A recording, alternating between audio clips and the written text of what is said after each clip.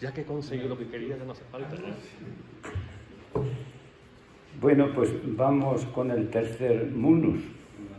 El tercer munus que nos invita justamente a caminar con la autoridad de Cristo, cabeza y pastor. Cabeza y pastor.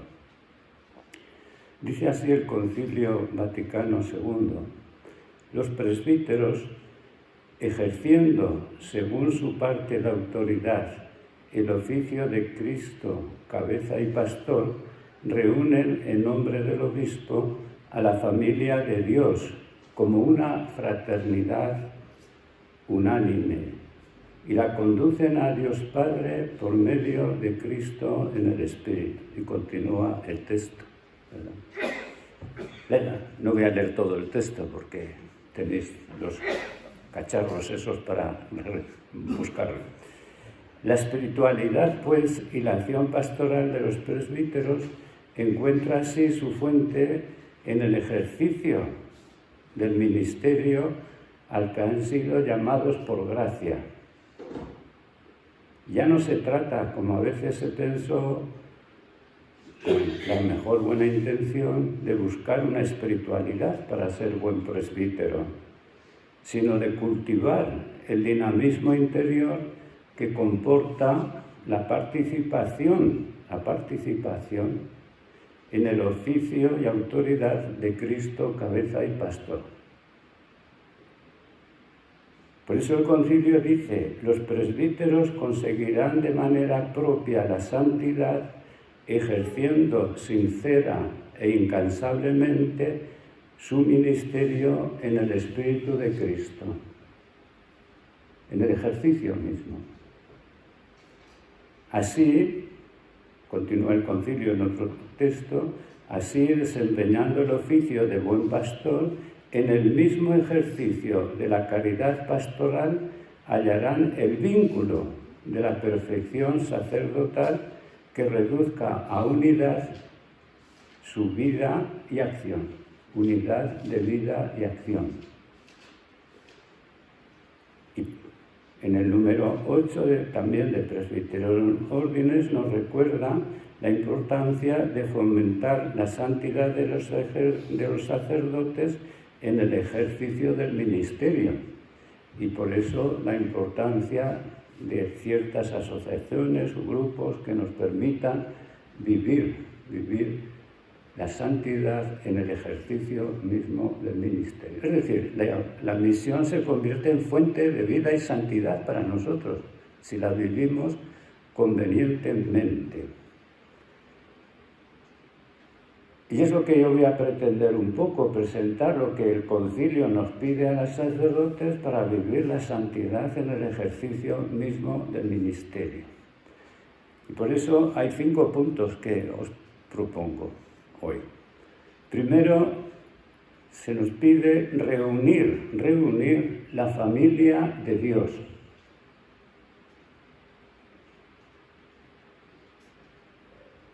Estamos pues llamados a buscar la familia de Dios, a recrearla. Y esto no es obra de un presbítero, sino del presbiterio. Por lo tanto, el sacerdote no puede funcionar como francotirador, ni reunir su grupo. Tiene que reunir la familia de Dios. La familia de Dios. No mi grupo, no mi comunidad, no mi parroquia, no mis fans, ¿verdad? No. El pastor mesiánico, de cuyo oficio participamos, vino a reunir no su comunidad, sino a los hijos de Dios dispersos. Y para ello dio su vida, haciendo lo que agradaba al Padre que lo había enviado. Una familia de hijos y hermanos, en la diversidad, No somos uniformes, tenemos que abrirnos.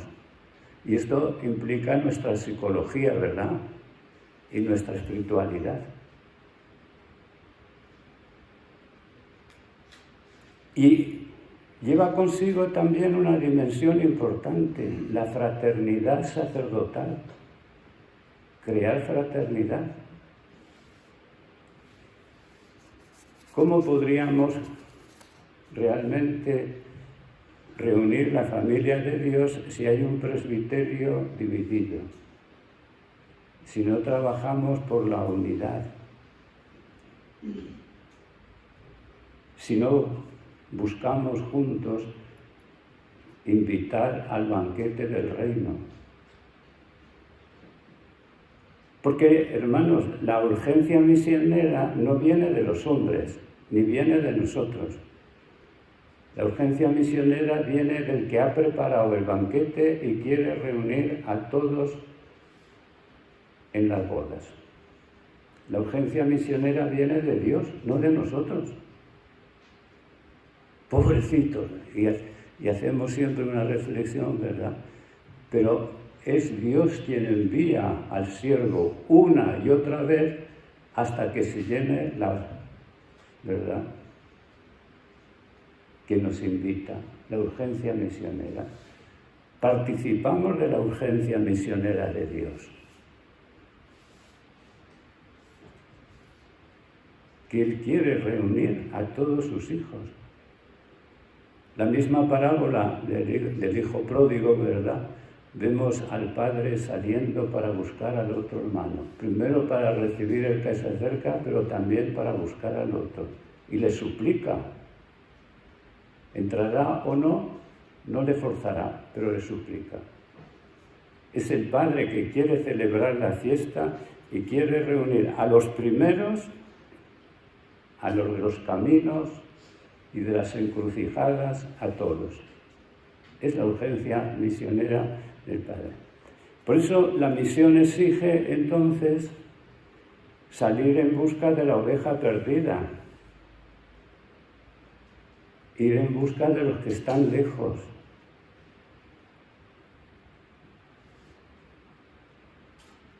Movilizar nuestra comunidad para que ella sea misionera. Estamos así ante una verdadera espiritualidad de comunión, de participación y de misión. Si realmente queremos ser fieles al Señor. Y todo esto, hermanos, conlleva dolores de parto. Escribía el apóstol a la comunidad de los Gálatas: hijos míos, por quienes vuelvo a sufrir dolores de parto hasta que Cristo se forme en vosotros. Dolores de parto hasta que Cristo se forme en vosotros. Hasta que Cristo se forme en nuestras comunidades. Y decía el apóstol que no era fácil, porque dice, pero no sé cómo habérmelas con vosotros. No es fácil. Pero justamente ahí es donde está nuestro trabajo. Alumbrar la familia de Dios lleva consigo compartir el camino seguido por Cristo y sus apóstoles en el Espíritu. No caigamos, pues, en la trampa de buscar espirituales para ser buenos funcionarios. Seamos pastores. Desarrollemos una espiritualidad misionera, que es, en el fondo, ir en busca de los hijos de Dios dispersos. Segundo, como no les voy a convencer de nada, tengo que avanzar. Tengo que avanzar, sí, claro. Si uno quiere convencer, tonto. Si es Dios quien se convence. Yo he rezado mucho por vosotros antes de venir aquí, a ver si el Señor os abre el corazón, porque yo no lo voy a conseguir. Segundo, educar para vivir la fe en la secularidad. Es una gran tarea del ministerio. Una tarea fundamental de los presbíteros justamente es la educación, para conducir a los cristianos a la madurez de la fe, para que vivan el don de la esperanza y la comuniquen.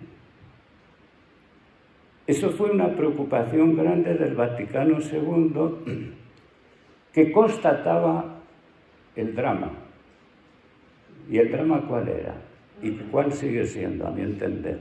El divorcio entre la fe y la vida diaria. Un divorcio entre la gente. Leo el texto de Gaudium et Spes en el número 43, que nos lo recuerda.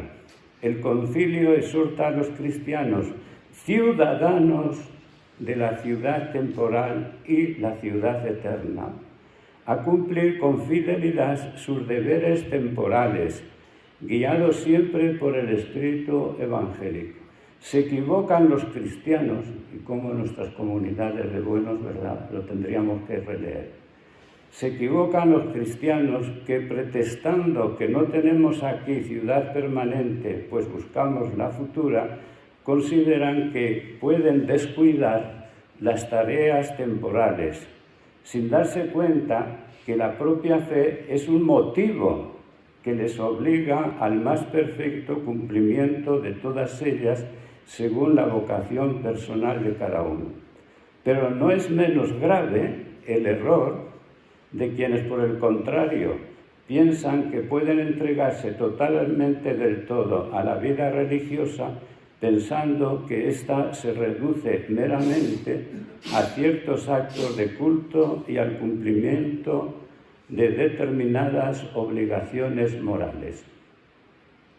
El divorcio, concluye, el divorcio entre la fe y la vida diaria de muchos debe ser considerado como uno de los más graves errores de nuestra época.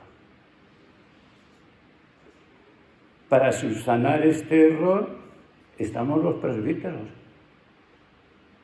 ¿O lo fomentamos? Esa es la gran cuestión.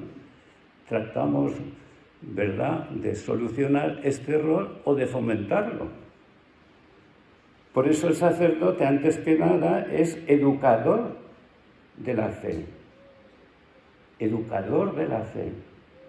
Pero de la fe auténtica, claro. No de la devoción. No de la revolución. No, educador de la fe. Y recuerda entonces el concilio así, después hago un pequeño comentario. Por lo cual atañe a los sacerdotes, en cuanto educadores de la fe, el procurar personalmente o por medio de otros que cada uno de los fieles sea conducido en el Espíritu Santo a cultivar su vocación propia según el Evangelio, a la caridad sincera y diligente y a la libertad con que Cristo nos liberó. De poco servirán las ceremonias, por hermosas que sean, o las asociaciones, aunque florecientes, si no se ordenan a formar a los hombres para que consigan la madurez cristiana. En su consecución les ayudarán los presbíteros para poder averiguar qué hay que hacer o cuál sea la voluntad de Dios en los mismos acontecimientos, grandes o pequeños. Enséñese también a los cristianos a no vivir solo para sí, sino que según las exigencias de la nueva ley de la caridad, ponga cada uno al servicio del otro el don que recibió y cumplan así todos cristianamente su deber en la comunidad humana. Es una buena exhortación que nos hace el concilio. Los presbíteros, en efecto, entonces, no somos fieles a nuestra misión si no contribuimos a la madurez del cristiano, la cual consiste en vivir de acuerdo con la vocación que cada uno tiene en el mundo, no en la Iglesia, en el mundo. Vocación y misión son inseparables. Todo hombre y toda mujer tiene vocación y misión. Todo. Nos lo recordó Pablo VI en Populorum Progressio. La existencia humana es vocación y misión ya. ¿Cómo la cultivamos? ¿Cómo ayudamos? ¿Cómo somos educadores? Se trata de acompañar a las personas en un verdadero discernimiento, a los grupos humanos. La experiencia, la existencia humana, pues, es vocación y misión. La nueva evangelización debe asumir esta verdad y no repetir el pasado religioso de la cristiandad. La nueva evangelización. Porque tenemos el riesgo, hoy me parece, de volver al pasado. En la religiosidad, en tantas cosas. El concilio, pues, nos plantea un gran reto. La prioridad de ser educadores.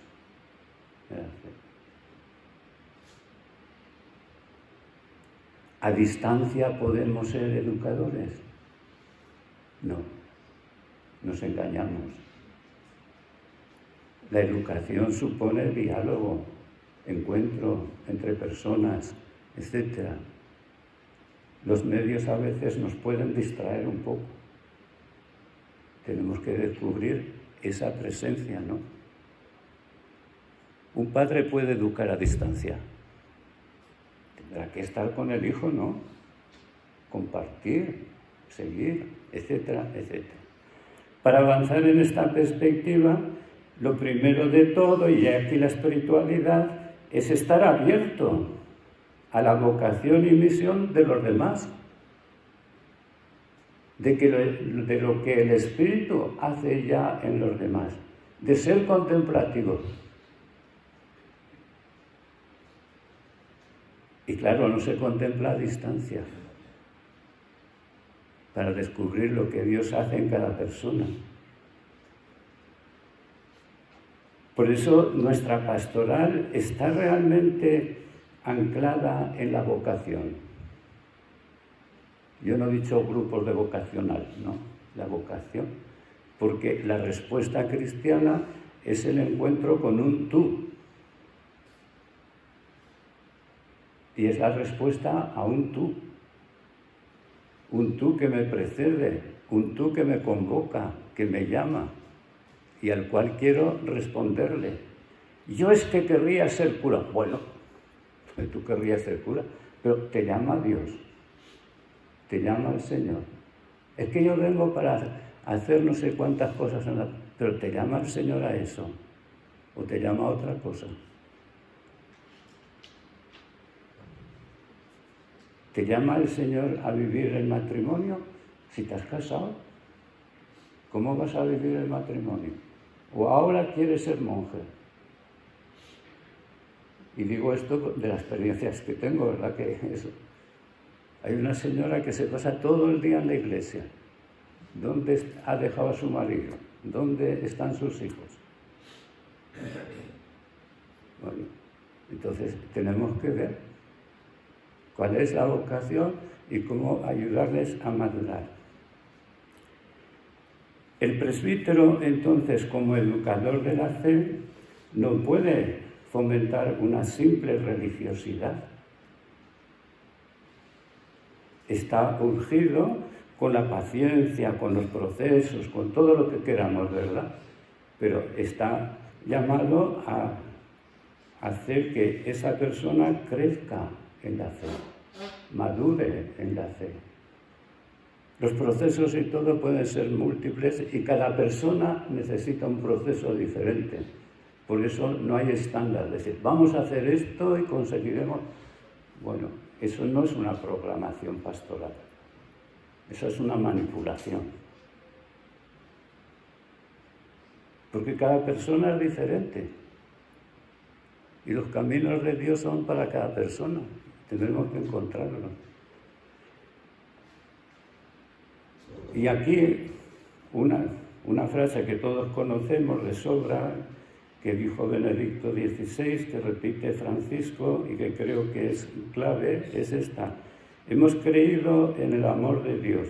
Así puede expresar el cristiano la opción fundamental de su vida. No se comienza a ser cristiano por una decisión ética o una gran idea, sino por el encuentro con un acontecimiento, con una persona que da un nuevo horizonte a la vida y con ello una orientación decisiva. En su Evangelio, Juan había expresado este acontecimiento con las siguientes palabras: tanto amó Dios al mundo que entregó a su Hijo único para que todos los que creen en Él tengan vida eterna. Y yo me pregunto, ¿cómo acompañamos a las personas para que descubran el amor de Dios? ¿O nos quedamos en decir, hay que amar a Dios? No, lo primero es, Dios te ama, Dios te busca. Y tendremos en la pastoral justamente de encontrar este dinamismo.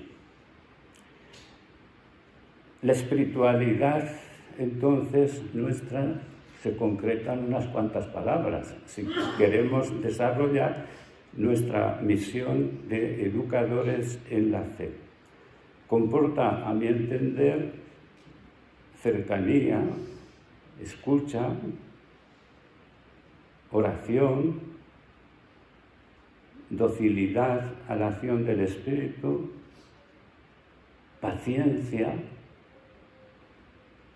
para seguir los procesos. Nosotros no podemos marcar las fechas de la conversión de nadie, ¿verdad? Tenemos que dejar.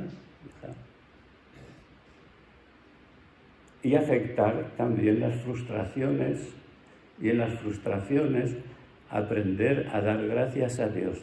Te doy gracias, Padre, porque esto lo has ocultado a sabios. Y en los éxitos, volver a la misma oración.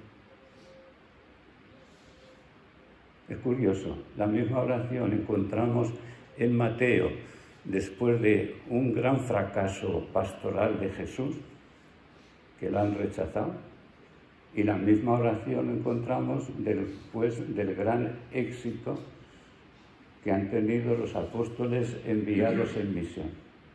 Y siempre pivota sobre lo mismo. Tu beneplácito, Padre. Miramos y llevamos adelante.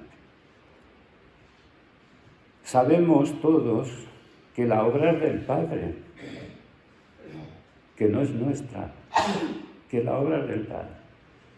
Los judíos preguntan, ¿y qué tenemos que hacer para hacer las obras de Dios?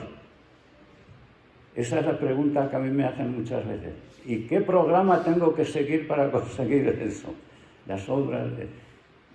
Y Jesús dice, la obra de mi Padre es esta, que creáis en el que Él ha enviado.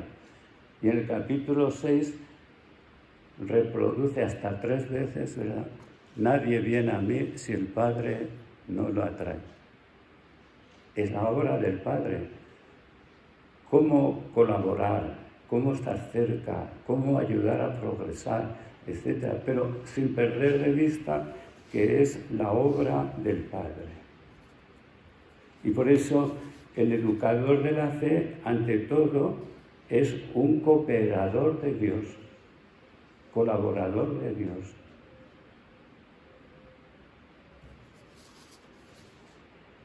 En definitiva, ¿qué es Apolo y qué es Pablo? Servidores, a través de los cuales accedisteis a la fe, y cada uno de ellos como el Señor le dio a entender. Es bonito porque es a cada uno de ellos como Dios le dio a entender.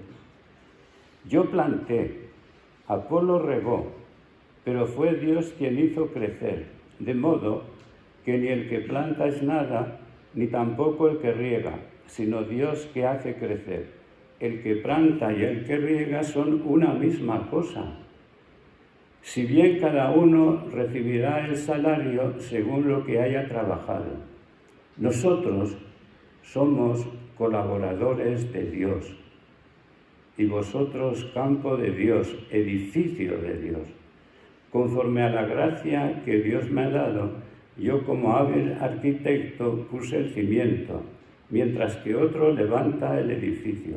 Mire cada cual cómo construye, pues nadie puede poner otro cimiento fuera del ya puesto, que es Jesucristo. Y yo me pregunto, en este momento de la Iglesia que vivimos, ¿vamos poniendo a Cristo como el cimiento? ¿Vamos poniendo a Cristo como el fundamento de la existencia cristiana? ¿No nos tocará hoy a nosotros ser como Pablo, verdad? Poner el cimiento y otros construirán. Otros construirán.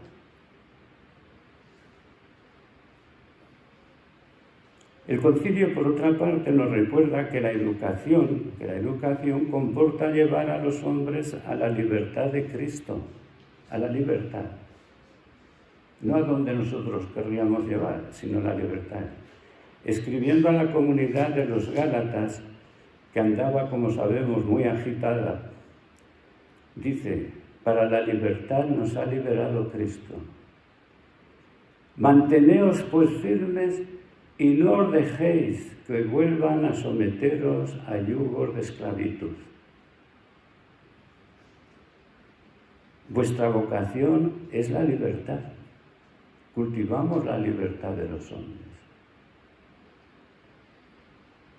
Y ahí, justamente, esto es nuestra misión. Y Pablo, en ese capítulo 5 y 6, que tendríamos que leer, ¿verdad?, pues nos recuerda que nos cuesta a todos aceptar el escándalo de la cruz. Nos cuesta, y proclamarlo. Leo en el capítulo 6 de Gálatas: los que buscan aparecer bien en lo corporal son quienes os fuerzan a circuncidaros. Bueno, nosotros no vamos a circuncidar a nadie, ¿verdad? Pero buscamos otras cosas similares. Pero lo hacen con el solo objetivo de no ser perseguidos por causa de la cruz de Cristo. Y nosotros, para que nos acepten, para que nos quieran, para que no nos rechacen, y buscamos otras formas, pero es el mismo problema de fondo. Y concluía el apóstol: en cuanto a mí, Dios me libre de gloriarme si no es en la cruz de nuestro Señor Jesucristo, por la cual el mundo está crucificado para mí y yo para el mundo. Pues lo que cuenta no es la circuncisión ni la incircuncisión, sino la nueva criatura. La paz y la misericordia de Dios vengan sobre todos los que se ajustan a esta norma, también sobre el Israel en adelante. Que nadie me moleste, pues yo llevo en mi cuerpo las marcas de Jesús. Y sabemos cuáles son las marcas de Jesús, ¿verdad? Mirad mis pies, mirad mis manos, mirad eso. Son las marcas que el apóstol lleva. No se manifestaba así Jesús a sus discípulos para que lo reconocieran. Mirad mis manos. Tomás, ven, mete tu dedo en las llagas. Y en la carta a los Filipenses, una carta que para nosotros, al menos en el Prado, es fundamental: todo lo considero basura ante el conocimiento de nuestro Señor Jesucristo. Conocerlo a Él y la fuerza de su resurrección y la comunión con sus padecimientos, muriendo su misma muerte, con la esperanza de llegar a la resurrección de entre los muertos. Educar en el amor es educar en la filantropía divina. En la filantropía divina, en el amor al hombre.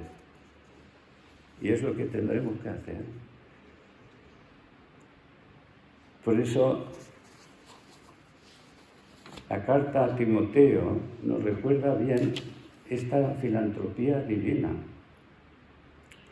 Recuérdales que se sometan a los gobernantes y a las autoridades, que obedezcan, estén dispuestos a hacer el bien, no hablen mal de nadie ni busquen riñas, que sean condescendientes y amables con todo el mundo, porque antes también nosotros, con nuestra insensatez y obstinación, andábamos por el camino equivocado.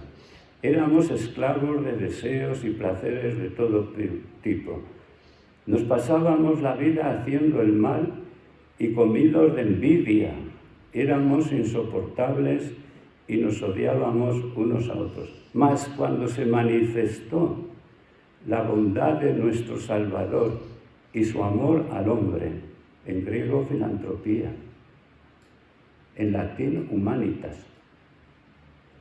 Es curioso cómo traducen la filantropía, amor al hombre.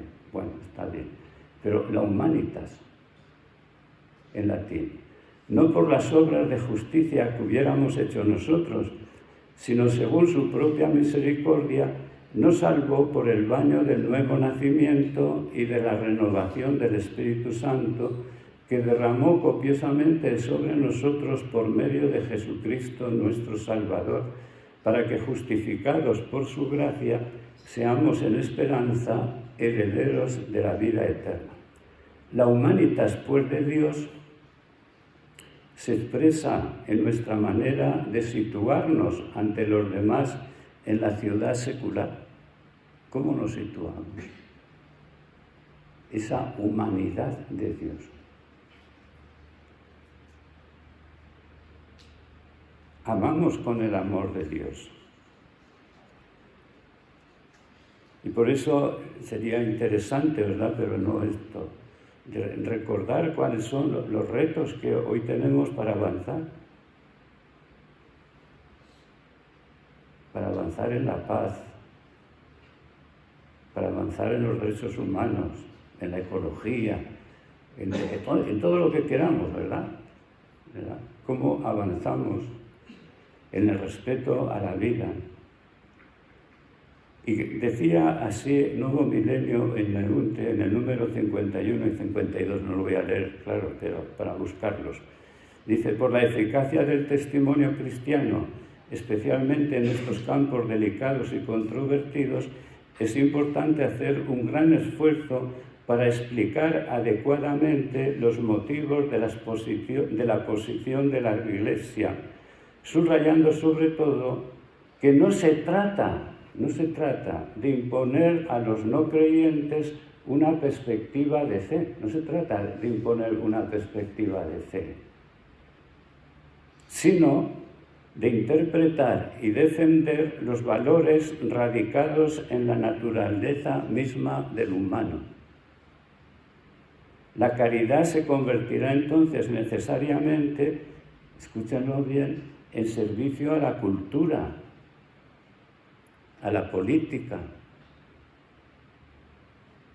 a la economía, a la familia, para que en todas partes se respeten los principios fundamentales de los que depende el destino del ser humano y el futuro de la civilización.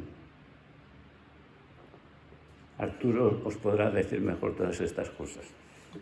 Pero bueno, yo como aprendiz tengo derecho a recordar lo que nos dicen los papas, ¿verdad? Un servicio.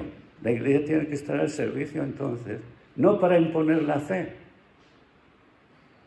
pero sí para llevar al corazón de todo hombre la humanitas de Dios, ¿verdad? La filantropía.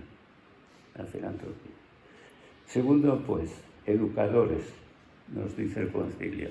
Tercero, la prioridad de evangelizar a los pobres.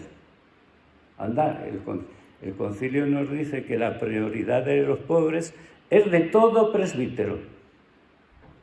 Qué mal vivimos, ¿verdad?, los presbíteros si no damos prioridad a los pobres. Dice así el concilio, porque yo no quiero decir nada de mí mismo, sino ofrecerlo del concilio. Dice: aunque se deban a todos, los presbíteros tienen encomendados así de una manera especial a los pobres y a los más débiles, a quienes el Señor se presenta asociado a los pobres y más débiles, y cuya evangelización, no cuya asistencia, eso no dice el concilio, aunque lo repita quien lo repita,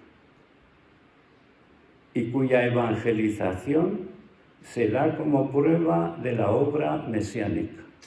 Es un signo mesiánico la evangelización de los pobres. La evangelización, insisto. También se atenderá con diligencia, pero fijaros que cambia el vocabulario. Se atenderá. No es lo mismo evangelizar que atender, ¿eh? También se atenderá con diligencia especial a los jóvenes y a los cónyuges y padres de familia. Es de desear que estos se reúnan en grupos amistosos, etc., y planteen: atiendan por fin, con toda solicitud, a los enfermos y agonizantes, visitándolos y confortándolos en el Señor. Todo esto está en Presbyterorum Ordinis 6, cuando explica el tercer monus. El concilio, pues, en profunda consonancia con el Evangelio, recuerda que los presbíteros nos debemos de manera especial a los pobres y débiles, no a las clases medias, sino a los pobres y los débiles, que a veces no tienen ni teléfono. ¿Cómo vamos a evangelizar a los pobres si no tienen teléfono entonces? Si no saben manipular las cosas, etcétera, etcétera.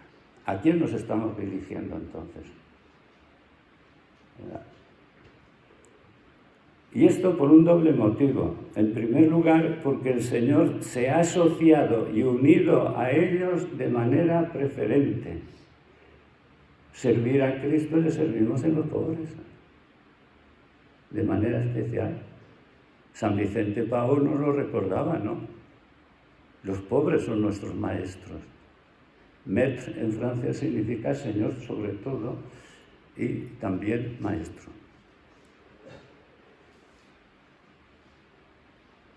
Es la prueba de que los tiempos mesiánicos se han cumplido. Jesús vino a evangelizar a los pobres. No estamos, por tanto, ante una estrategia pastoral, ni mucho menos para que nos consideren a la Iglesia que somos geniales. Si es un signo, es para enviar a otro, para reenviar justamente a Cristo. Y segundo, el Mesías de los pobres eligió el camino del siervo, pobre, para anunciar y hacer presente el reino de Dios. No estableció, y lo que ya tenía el mundo judío, ¿verdad? Pues el mundo judío ya tenía cosas para atender socialmente a los pobres. No las mejoró, ¿no? Sino que dejó su misión era anunciar el reino de Dios. Y Pablo lo expresará así: conocéis la gracia de nuestro Señor, la gracia de nuestro Señor, no la generosidad, ¿verdad? Como traducen algunos. Los obispos volvieron a la buena traducción, a la Charis.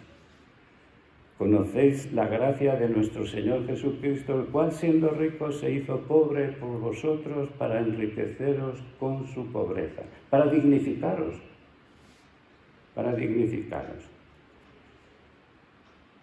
Juan Pablo II nos recordó para el programa del presente milenio lo mismo. Mateo 25 es una página cristológica, no asistencial, cristológica. Y nos recordaba así que la imaginación de la caridad no es hacer más cosas, ¿verdad? Sino hacerse amigo, cercano de los pobres. No es lo mismo. Podemos hacer cosas como señores, como me decía un obispo. Y si no tengo dinero, ¿cómo voy a poder dar limosna? Y se me ocurrió, y entonces era un chaval y me atrevía más, con más descarga. Pues a lo mejor podríamos evangelizar. ¿No? Porque Jesús evangelizó desde la pobreza. A lo mejor podríamos nosotros pedir a los pobres que nos ayuden.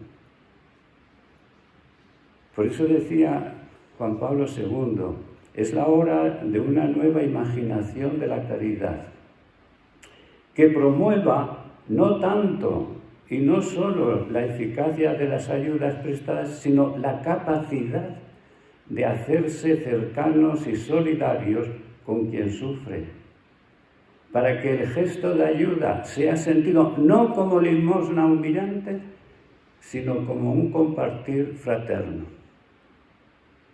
Es muy diferente. La limosna suele humillar. El compartir fraterno no. Compartimos lo que tenemos o dejamos de tener. Y terminaba el Papa así. Por eso tenemos que actuar de tal manera que los pobres en cada comunidad cristiana se sientan como en su casa. ¿No sería este estilo la más grande y eficaz presentación de la buena nueva del reino? Sin esta forma de evangelización, llevada a cabo mediante la caridad y el testimonio de la pobreza cristiana, el anuncio del Evangelio, aun siendo la primera caridad, el anuncio del Evangelio es la primera caridad, corre el riesgo de ser incomprendido o de ahogarse en el mar de palabras al que la actual sociedad de la comunicación nos somete cada día. La caridad de las obras corrobora la caridad de las palabras. La primera caridad son las palabras, las obras corroboran. Tenemos que ser consecuentes. Ese número 49 y 50 de Nuevo Milenio en Neunte merece ser repensado, meditado, etcétera, etcétera.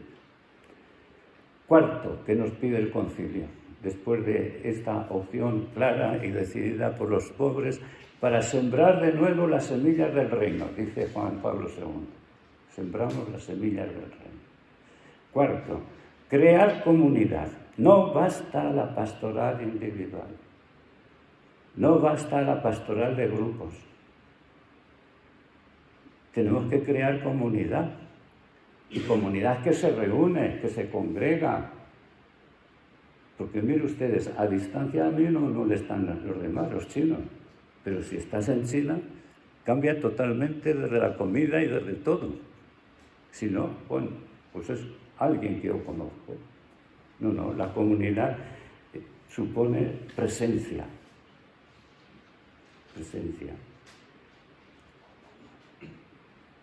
Por eso el concilio nos recordaba, pero el deber del pastor no se limita al cuidado particular de los fieles, sino que se extiende propiamente también a la formación de una auténtica comunidad cristiana.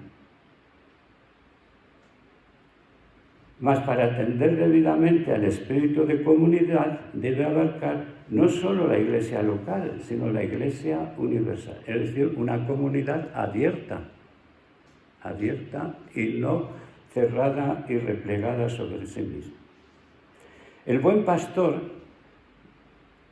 dio la vida para reunir a los hijos de Dios dispersos, para que formaran un solo rebaño bajo un solo cayado. Así lo afirma con claridad el Evangelio según San Juan. Yo soy el buen pastor que conozco las mías y las mías me conocen, igual que el Padre me conoce y yo conozco al Padre. Yo doy mi vida por las ovejas. Tengo además otras ovejas que no son de este redil.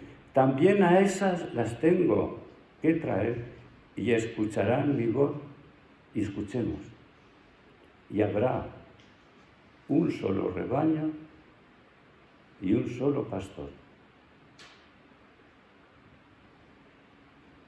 Qué espiritualidad, ¿verdad? Qué abnegación tenemos que tener para no hacer mi grupo, para no hacer mi comunidad, sino la comunidad del Señor.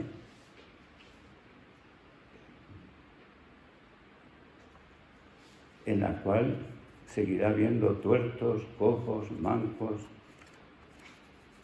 de derechas, de izquierdas. Sí, porque tendemos a hacer por grupos ideológicos, afines o cosas, no.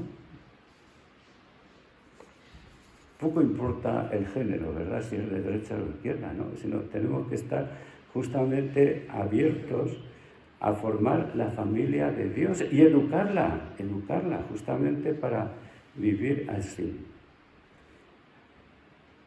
El Concilio Vaticano II nos lo ha recordado, pero yo creo que, como nos han dicho últimamente el Papa, pues tenemos que recuperarlo. Incluso es lo que él quiere, que lo recuperemos para el jubileo del año 25, ¿verdad? Los 4 grandes documentos que podemos estudiar, valorar, etcétera, etcétera. Y creo que es importante. Pues bien, el concilio nos recuerda que Dios no quiere salvaciones individualistas, sino que quiere la salvación en un pueblo. Lumen Gentium 9 es lo que nos recuerda. ¿Verdad? Sino constituyendo un pueblo. No es el individuo. La persona es siempre relación y por lo tanto comunidad. No podemos caer en el individualismo. Los creyentes son los sarmientos de la vid verdadera. La vid es una. Una. Qué importante meditar Juan 15, ¿verdad? Y es Dios el encargado de podar los sarmientos para que den fruto, fruto abundante y fruto perenne. Son las palabras que usa el capítulo 15. Fruto bueno, abundante, perenne.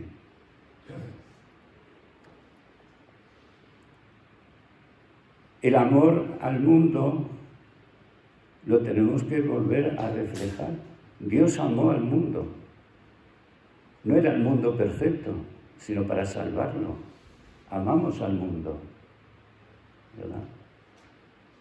Juan 3:16, siempre empezamos en Juan 3:16, pero leer 14 y 15, los versículos anteriores, y entonces se comprende mejor el amor.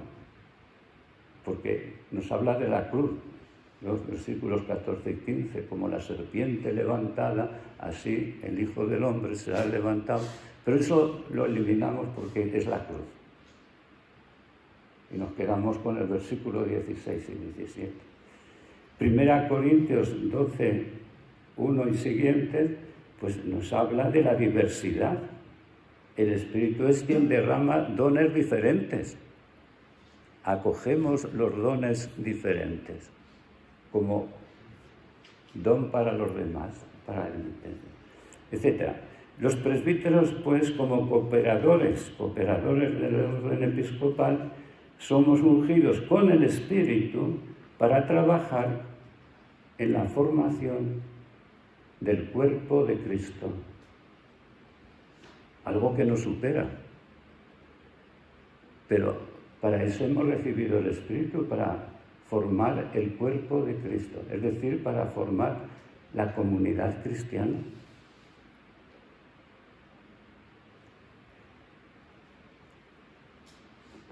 Por eso, Presbyterorum Ordine 6 nos dice, en la estructuración de la comunidad cristiana, los presbíteros no favorecen a ninguna ideología ni partido humano, sino que como mensajeros del Evangelio y pastores de la Iglesia empeñan toda su labor en conseguir el incremento espiritual del cuerpo de Cristo. Trabajamos al servicio del cuerpo de Cristo.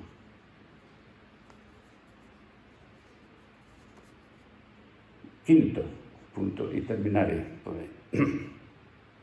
El diálogo de la Iglesia con el mundo. Si el presbítero quiere responder a la llamada reiterada del Papa Francisco a propiciar una Iglesia en salida, es necesario formar a las comunidades para que mantengan un real y auténtico diálogo de salvación con el mundo. Con el mundo, he dicho. ¿Verdad? Y para llevar a cabo esta tarea tan importante es necesario dejarse guiar por el espíritu de la verdad y santidad, de la libertad y la comunión. El espíritu no rechaza, recrea para la unión y la comunión. Y para eso necesitamos aprender el diálogo. Los que somos muy viejos, pues ya a lo mejor ya no tenemos capacidad, pero los jóvenes tendréis que aprender mejor el diálogo que le hemos aprendido los mayores. Es decir, aprender a dar y recibir, que es lo que nos recordó justamente el Concilio Vaticano II. Dice así en el número 45 de Gaudium et Spes. La Iglesia, bueno, antes dice que tenemos que aprender el diálogo, pero claro, en una charla no se puede decir todo, ¿verdad? Dice, la Iglesia, al prestar ayuda al mundo, y al recibir del mundo múltiple ayuda, solo pretende una cosa: el advenimiento del reino de Dios y la salvación de toda la humanidad. Prestar ayuda y recibir ayuda. No somos autosuficientes. Nos tenemos que dejar enseñar. Todo el bien que el pueblo de Dios puede dar a la familia humana al tiempo de su peregrinación en la tierra, es toda la humanidad que peregrina en la tierra, deriva del hecho de que la Iglesia es. ¿Y qué es la Iglesia?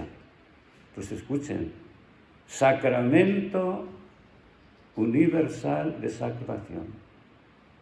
Y el sacramento es el que reenvía a otro. No es ella la salvadora, sino que es la comunidad salvada, signo que reenvía al Salvador. Y la Iglesia es sacramento universal. Es decir, que manifiesta y al mismo tiempo realiza el misterio de amor de Dios al hombre. Que manifiesta es un signo y realiza, que se compromete, que actúa, que busca. ¿Y dónde se apoya el concilio para decir esto?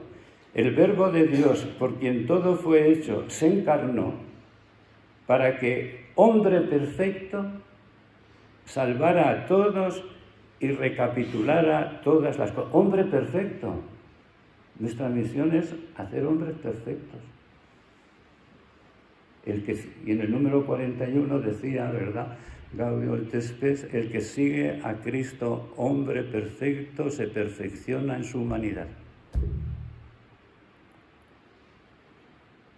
El Señor es el fin de la historia humana, punto de convergencia hacia el cual tienden los deseos de la historia y de la civilización, centro de la humanidad, gozo del corazón humano y plenitud total de sus esperanzas. Él es aquel a quien el Padre resucitó, exaltó y colocó a su derecha, constituyéndolo juez de vivos y muertos.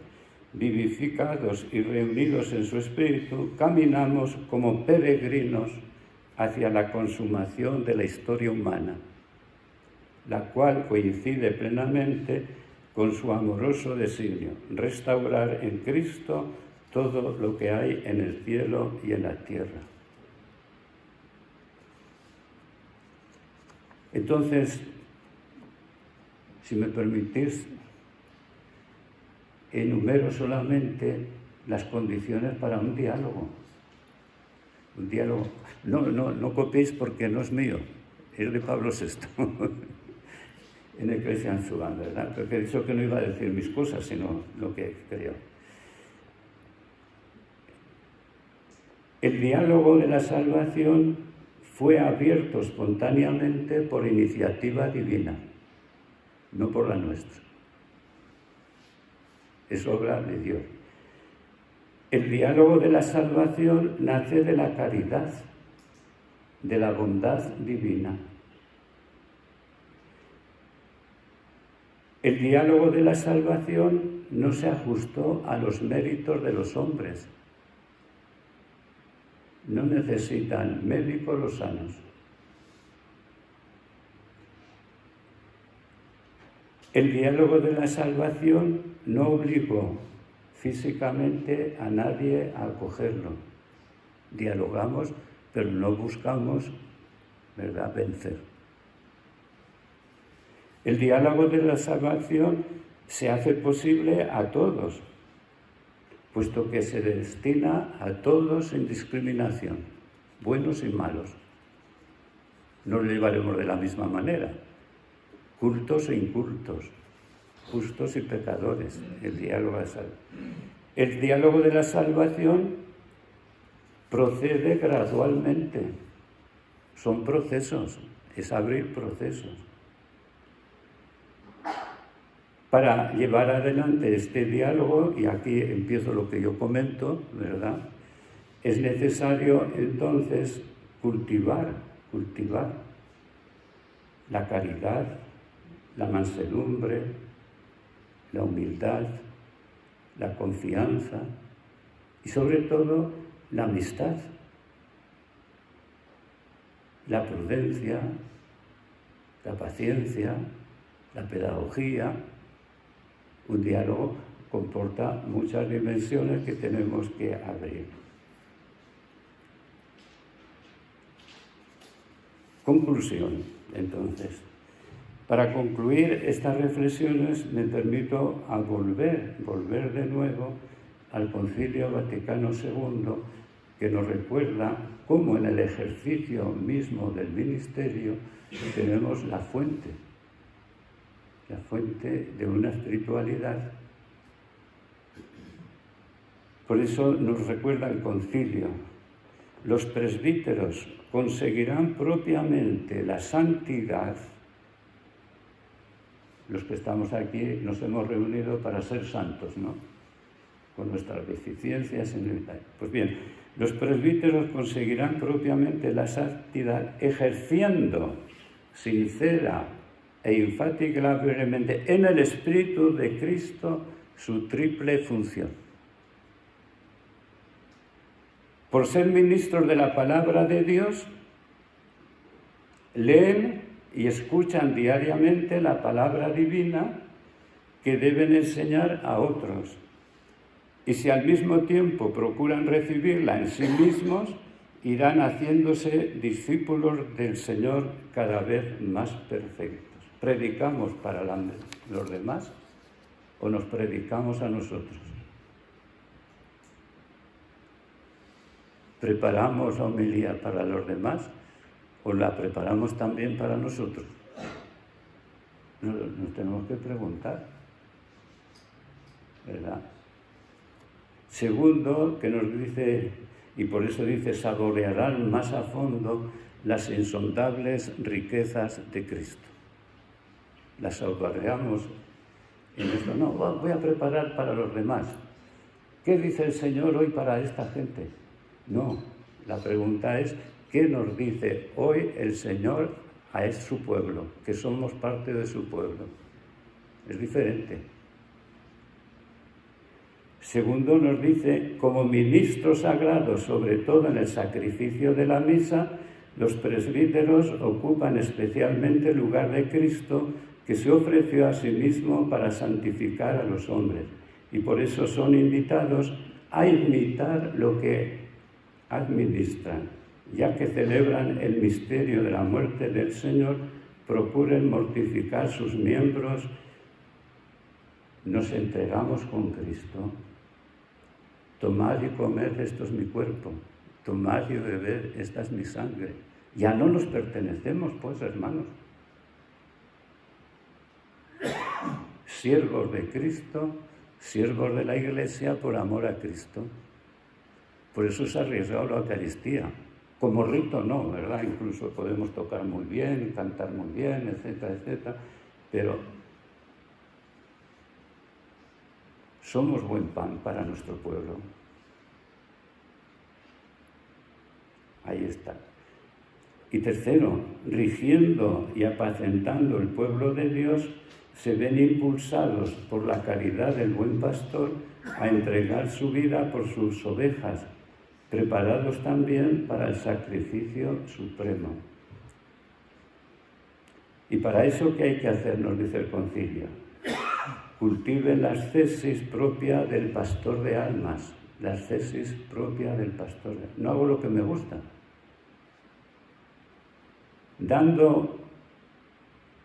Dejando de mano las ventajas propias, no buscando sus conveniencias, sino la de muchos, para que se salven progresando siempre hacia el cumplimiento más perfecto del deber pastoral. Y cuando es necesario, están dispuestos a emprender nuevos caminos pastorales, no seamos rutinarios, ¿verdad? Están dispuestos a emprender nuevos caminos pastorales guiados por el espíritu del amor que sopla donde quiere. La verdad es creativa. El espíritu la fidelidad al espíritu no es la repetición, mucho menos volver atrás, sino dejarnos conducir. Pues pidamos unos por otros para que seamos buenos educadores y que nos dejemos nosotros enriquecer también por la palabra del Señor.